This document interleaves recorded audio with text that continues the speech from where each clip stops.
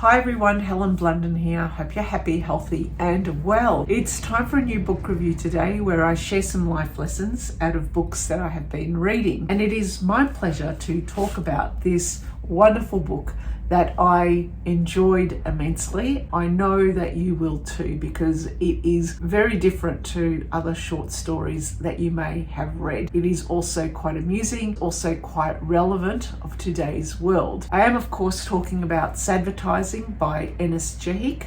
And this is a new book, relatively newly published in 2023, I believe. And Ennis is an Australian author, but he lives and works also between Australia and Sarajevo. This book is, in his words, it's about displacement, but it's not displacement of, say, migrants or refugees that we know so well. And in fact, he hasn't written about his own experience. What he has, in fact, was written about displacement, but also in a way that is quite intriguing and also relevant in today's modern age. He writes these stories, and the byline of this book is Stories from the Margins of Creativity. And these stories are all centered in a creative agency and the various people working there. But these stories are all different to each other, and yet there is a link through them all about the themes of existentialism, the questions that people who work in corporate offices ask of themselves. Why can't their work have more meaning? Why can't they be more artistic? Why can't they all be poets?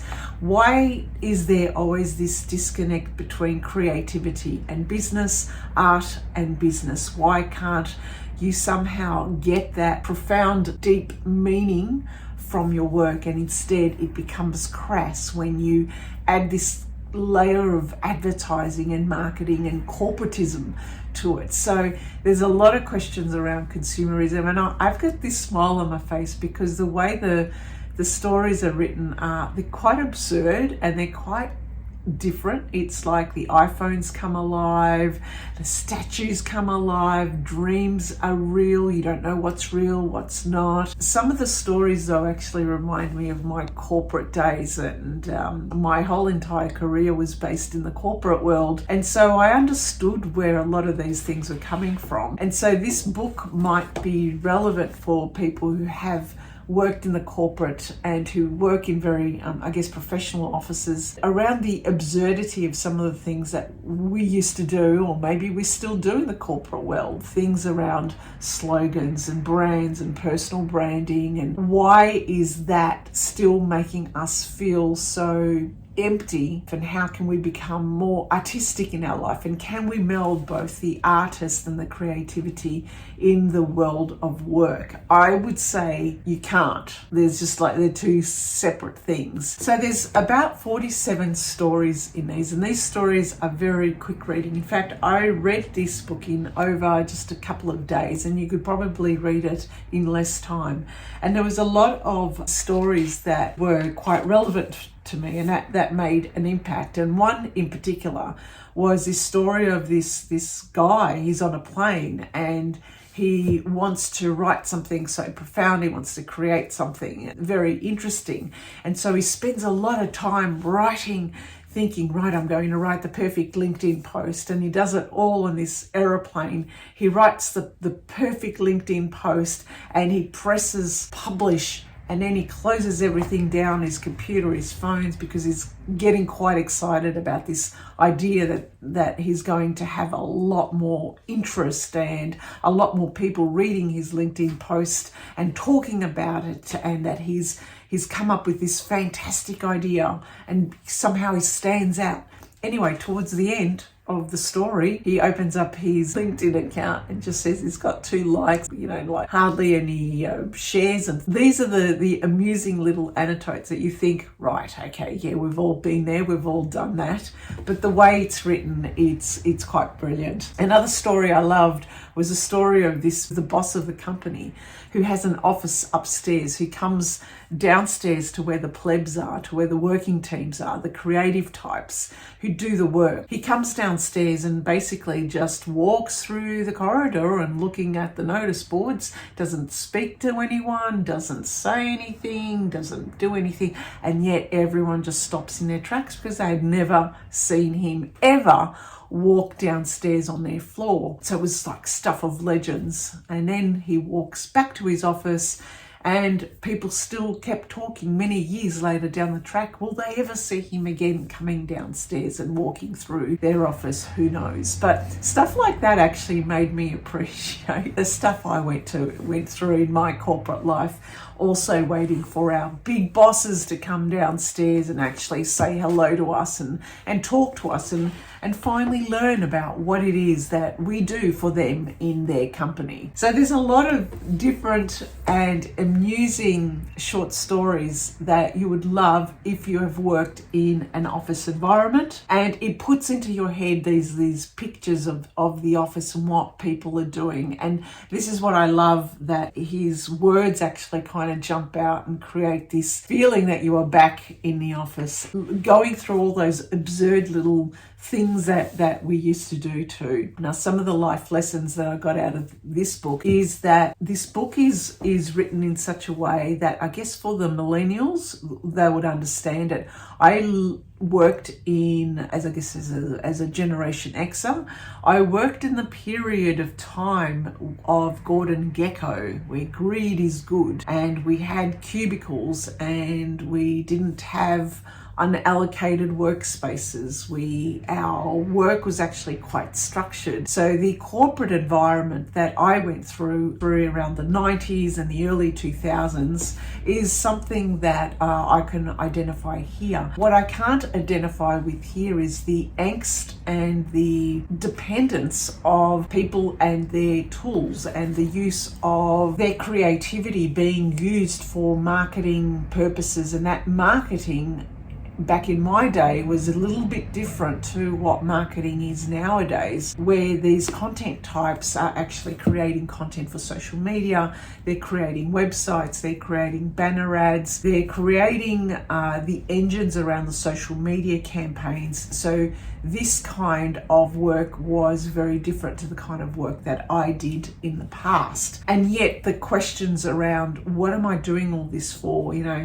How can I make my art pay for me and not feel as if I'm selling my soul to advertising is very strong in this book. Some of the other life lessons is the art versus consumerism. We all understand this kind of disconnect between artists, and when you've got an artist or a creative type actually working for someone else, or kind of making their ideas in a way that provides and sells products to consumers, you end up feeling quite empty and vacuous about what it is that you're doing.